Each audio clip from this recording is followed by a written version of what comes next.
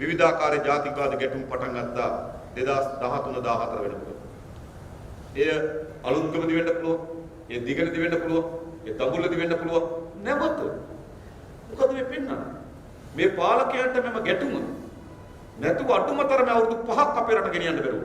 එයි සියල්ලම අසාර්ථක වෙනකොට පාලකයා යලි සැඟවෙන්නේ ජාතිවාදයේ කියන මඩගුරුවේ. ඒ තමයි තක්කඩියාගේ නවත්තන්න. ඉන්පසු දියත් වෙන්න පටන් ගත්ත තවත් ජාතිවාදී ස්වභාවය. ඒ අතර තමයි වඳ කොත්තු කරලියට එන්නේ. වඳ ආහාර කරලියට එන්නේ. වඳ ඇඳුම් කරලියට එන්නේ. වඳ දොස්තරලා කරලියට එනවා. විශාල ගැටුමක් දක්වා ඒ වර්ධනය කරනවා. එමුනේ නේ. ඒ එක්තරා දේශපාලන බල ව්‍යාපෘතියේ කොටසක් බවට පත් වුණා. සැබවින්ම ගත්තොත් මොවුන්ගේ ජීවිත ගත්තොත් මොවුන් කිසිදු ජාතියකට ආදරය කරන්න නොවේ. ඔබ හිතනවා නම් ජාතිවාදයේ මතුරන්න ජාතිවාදයේ වපුරන්න තමගේ ජාතියට ආදරය කියලා ඒකත් නෑ. ඒත් බොරුවක්.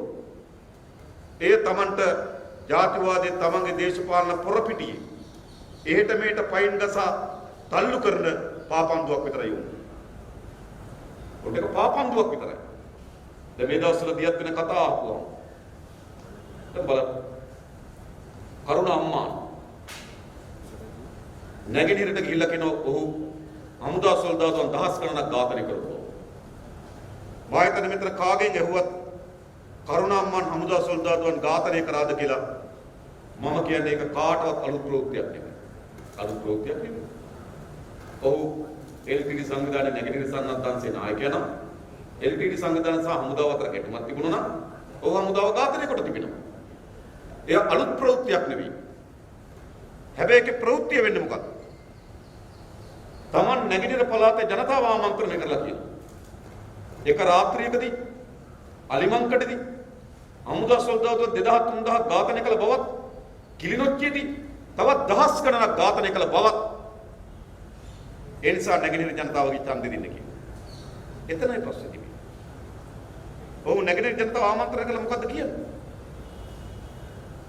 හමුදාවේ ඝාතනය කරපු මට ඕගොල්ලෝ ඡන්දෙ දෙන්න මට කියන කරුණක් මොකක්ද? ඡන්දෙ දෙන්න. ඒකද කියන්නේ. එතන ඔහුගේ ක්‍රියාදාමයේ වීරත්වයට ගේනවා. මොකක් වෙනුවෙන්ද? දෙමළ ජනතාවගේ ඡන්ද ගැනීම වෙනුවෙන්. ඒ කඳවුරේම අනිත් පක්ෂයේ නේද? දකුණේදී මොකද කියන්නේ? දෙමළ එල්ටීටී සංවිධානය ඝාතනය කරපු වීරත්වය හුවා දක්වමින් ඔවුන් කියන උට ඡන්ද දෙන්න කියලා. මේ එකම කඳවුරක කණ්ඩායම් දෙකක් නැගෙනහිරදී හමුදා සොල්දාදුවන් ඝාතනය කරා කියලා දෙමළ ඡන්ද ඉල්ලන ගමන් දකුණේදී දෙමළ කොටි සංවිධානය ඝාතනය කරා කියලා සිංහල ඡන්ද ඉල්ලනවා. ඒ කියන්නේ ඔවුන් කුමන ජාතියද ආදරය කරන්නේ? බලය කියන ජාතියට විතරයි. බලය වෙනුවෙන් ඔවුන් මේ දෙක කරනවා. මේකද ඔයගොල්ලෝ ජොන්ස්ටන්ගේ කතාව ඇහුණා. මහින්ද රාජපක්ෂ මහත්මයා තියාගෙන ඔහු කියනවා. ආජ්‍යාර විසින් ඔහුට අගමැතිතුමාට මහින්ද රාජපක්ෂ මහත්මයාට සතියකට 3 පාරක් බිරියානි වන බවත් ඒ බිරියානි කොට තනියම කන්න බැරි නිසා ජොන්ස්ටන්ට එන්න කියන බව. කමක් නැහැ හොඳයි. හැබැයි එහෙම කියන මහින්ද මොකද්ද කරන්නේ? තමන්ගේ ගෝලපාලන හරහා දකුණේ කියනවා සාමාන්‍ය මිනිස්සු කියන මුස්ලිම් කඩේ කොත්තුව කන්න එපා කියලා. ඉතින් මුස්ලිම් කණ්ඩේ කොත්තුව කන්න එපා කියන නායකයා දවස් සතියට 3 පාරක් බිරියානි කනවා. මේ දෙබිඩිත්වේ නෙමෙයි. ඒ වගේම කියනවා ඔහු මහින්ද රාජපක්ෂ මහත්මයාගේ පාලන කාලය ඇතුළත පල්ලි 200ක් ගොඩන ඉස්ලාම් පල්ලි 200ක් ගොඩනගපු බව. ඔහු එතන පල්ලි ගොඩනගපු බව කියන ගම සිංහල ගම්මාන වලට ඇවිල්ලා කියනවා බලන්නකො හැමතැනම පල්ලි මුස්ලිම් අය පල්ලි හදන එකම වැඩි. මොකද්ද මේ දෙබිඩි පාලකයා මතක තබා ගන්න. ඔවුන් කිසිදු ජාතියකට හෝ ආගමකට ගරු කරන්නන් හෝ ආදරය කරන්නන් නෙවෙයි. ඔවුන් හැම වෙලාවෙම ජාතිය සහ ආගම තමගේ පටු බල වමනාව වෙනුවෙන් උපයෝග කරගන්නවා.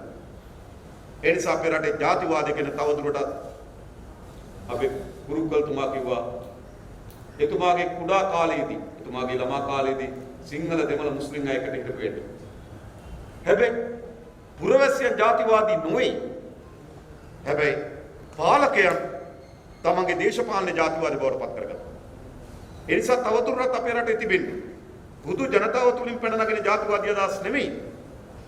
අද අපේ රටේ තිබෙන්නේ මොකක්ද? දේශපාලන ජාතිවාදය. ජාතිවාදී දේශපාලනය. එහෙනම් මේ පරාජයට පත් කළ හැකි කෙසේද? මේ පරාජයට පත් කළ හැකි වන්නේ යාළුවෝ අපි යාළුවෝ කියලා වේදිකාවට නැගීමින් නෙවෙයි. මේ පරාජයට පත් කළ හැකි වන්නේ වාක්‍ය තුලින් අපි සියලු දෙනාට අප ගරු කරනවායි කියලා ප්‍රකාශ කිරීමෙන් නෙවෙයි. ජාතිවාදී දේශපාලනයක් නම් දේශපාලන ජාතිවාදයක් නම් අපි ඉදිරියට තිබෙන්නේ. එය පරාජයට පත් කළ හැකි වන්නේ ජාතිවාදී නොවන දේශපාලනකින් පමණක්. වෙන අතරමැදි මෙතන තනක් නැහැ. ජාතිවාදී දේශපාලනයක් නම් ඒට රේව කඳුළු බවට පත් වී යුතු වන්නේ ජාතිවාදයට එරෙහි දේශපාලන. ඒ නිසා මොනතරම් මොන ජන කොට්ටාසය ඇතුලේ ජාතිවාදයේ ජනප්‍රිය දේශපාලන වුණාට සිංහල ජනතාව ඇතුලේ සිංහල ජාතිවාදී ජනප්‍රිය දේශපාලන, දෙමළ ජාතිය ඇතුලේ දෙමළ ජාතිවාදී ජනප්‍රිය දේශපාලන, මුස්ලිම් ජනතාව ඇතුලේ මුස්ලිම් ජාතිවාදී ජනප්‍රිය දේශපාලන. හැබැයි මොන තත්වයකටද ජාතිවාදයේ කවර ජන කොට්ටාසයක් ඇතුලේ ජනප්‍රිය දේශපාලන වුණාට ඒක නිවැරදි දේශපාලනය නෙවෙයි. ඒක අපේ රටේ විනාශය කරාගෙන යන දේශපාලනය. ඒ නිසා කුමන අසිරු තත්වයකටද හරි මේ රටේ ශක්තිමත් කළ යුතු වන්නේ ජාතිවාදයට එරෙහි ජාතික සමගිය සඳහා වූ දේශපාලනය අපි ශක්තිමත් කළ යුතු තිබෙනවා. මා හිතනවා සමාජවාදී තරුණ සංගමය දීර්ඝ කාලයක් මේ වෙනුවෙන් වැඩ කරමින් තිබෙනවා. දේශපාලන ව්‍යාපාරයකට අපි වැඩ කරමින් තිබෙනවා. හැබැයි තාමත් සතුරා බලවත්. හොඳින් තේරුම්. තාමත් සතුරා බලවත්. තාමත් ඕනෑම මැතිවරණයකට ඕනෑම සිදුවීමකට ජාතිවාදී අර්ථකථනය කරා ඒ සිදුවීම යටපත් කරන්න පුළුවන්. කුරුණෑගල පෞරාණික උරුමයන් විනාශ කිරීම පිළිබඳ ප්‍රශ්නය යටපත් කරන්න හදන්නේ කොහොමද? එම රජ්ජුරුව මුස්ලිම් කාන්තාවක් බැඳ සිටි කෙනෙක් කියලා. ඒ උත්සාහ කරන්නේ මොකද? පෞරාණික උරුමය විනාශ කරනකොට. ඒ තමයි ප්‍රශ්නය. හැබැයි ප්‍රශ්න යටපත් කිරීම සඳහා උත්සාහ කරනවා රජ්ජුරුව බැඳ හිටියේ මුස්ලිම් කාන්තාවක් කියලා. ඒ කියන්නේ මොකක්ද? පාලක හැම වෙලාවම උත්සාහ කරනවා. පැනනගෙන හැම ප්‍රශ්නයක්ම පැනනගෙන සෑම සිදුවීමක්ම ඔවුන් ජාතිවාදයේ කියන තිරයෙන් වසා දැමීම සඳහා ප්‍රයත්නයක් දරනවා. ඒ නිසා තාමත් මේ ශාස්ත්‍රයේදී සතුරා බලවත් අපට වඩා. ඒ නිසා මා හිතනවා අපි හැමදෙනාම එක්සිත්ව එක තැනක ඉඳගෙන මේ ජාතිවාදයට එරෙහිව ජාතික සමගිය සඳහා වූ දේශපාලනය සමාජගත කරන්න උත්සාහ කරනවා නම් සමාජගත කිරීමේ වැඩ කරනවා නම් සහතික වශයෙන් ජයග්‍රහණය කරන්නේ ඇත්ත මිසක් බොරු නෙවෙයි. ඒ නිසා අපිට මේ ඇත්ත ජයග්‍රහණය කළ හැකි මේ සමාජය තුළ. ඒ වෙනුවෙන් සමාජවාදී තරුණ සංගමේ ගන්න ලබන කාර්යභාරය නේද කරන ලබන ක්‍රියාදාමය ඒ වැඩපිළිවෙල අපි අපේ පැත්තෙන් උපරිම දායකත්වය සහ නේද සුභාසින්සන පිරිනමින් මම නතර වෙනවා. බොහොම ස්තුතියි හැමදෙනාටම ජය වේවා. මේ අවසන් කරගත හැකියි. හැබැයි වුණු අපි තුල තිබෙන බෙදීම් උපයෝග කරගත්ත ඔවුන්ගේ පාලනය. අනතුරු අපිට අවස්ථාවක් තිබුණා.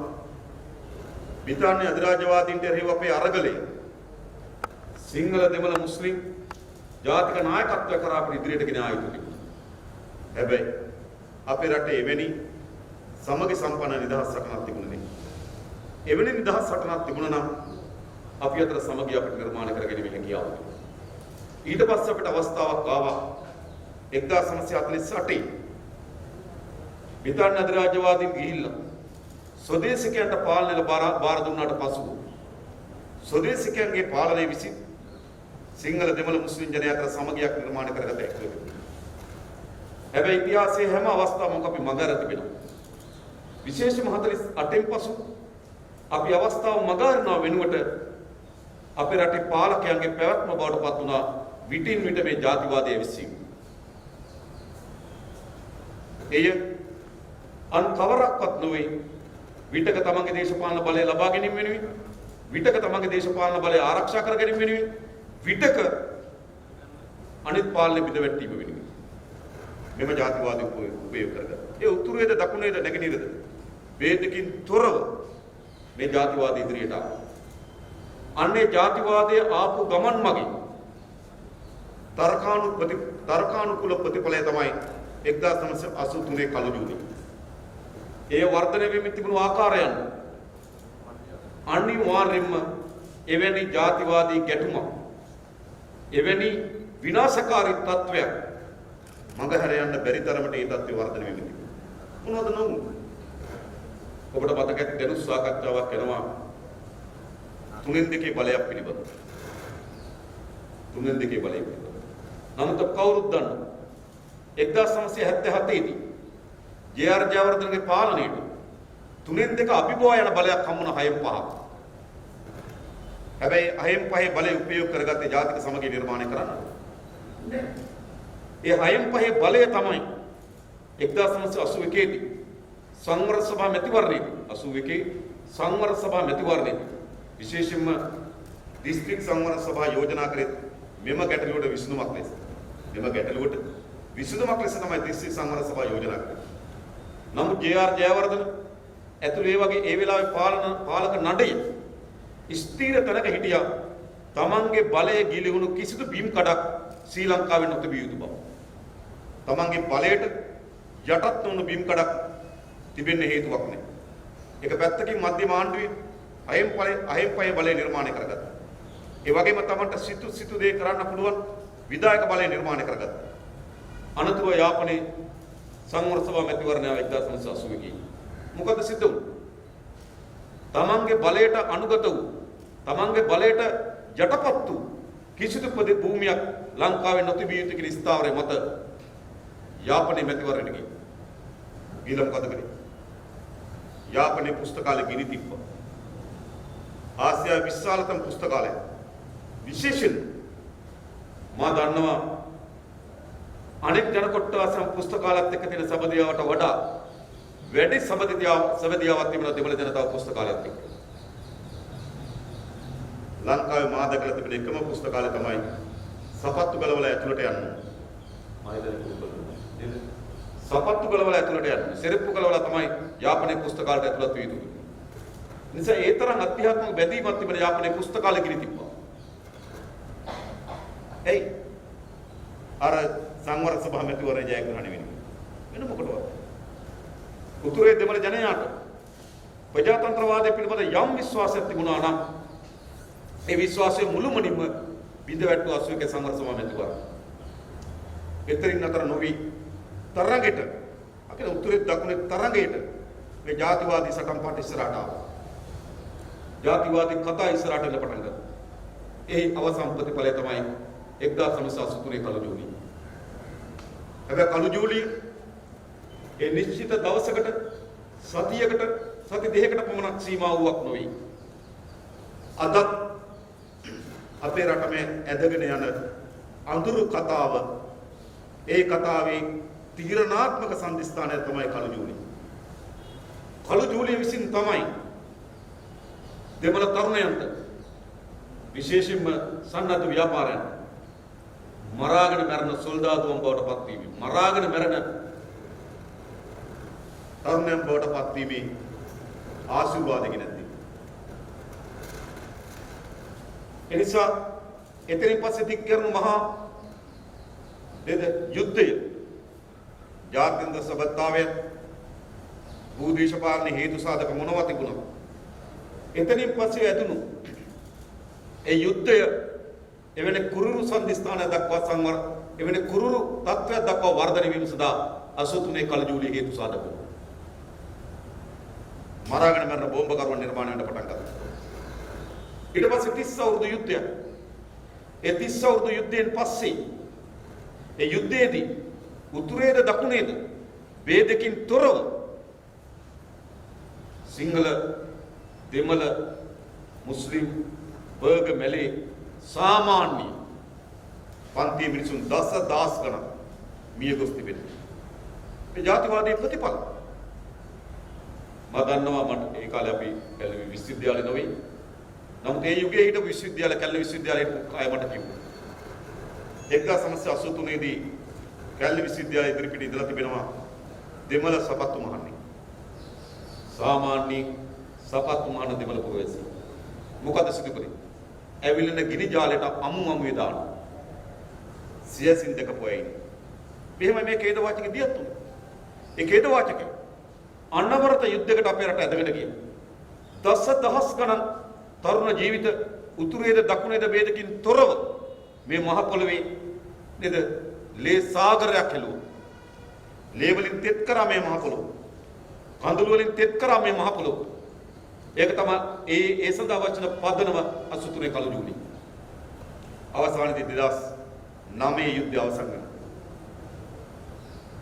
අඩුම තරමේ එවැනි 30 වසරක යුද්ධයක අත්දැකීම් තිබුණු රටක් ඇතිතරම් කඳුළු ගලපු ඇතිතරම් මිනි කඳු ගොඩ ගැසුණු ඇතිතරම් ලේ වගුරපු ඇතිතරම් බියජනක තත්ත්වයක් ඇති වුණු සමාජයක් 2009 යුද්ධය අවසන් වෙනවා.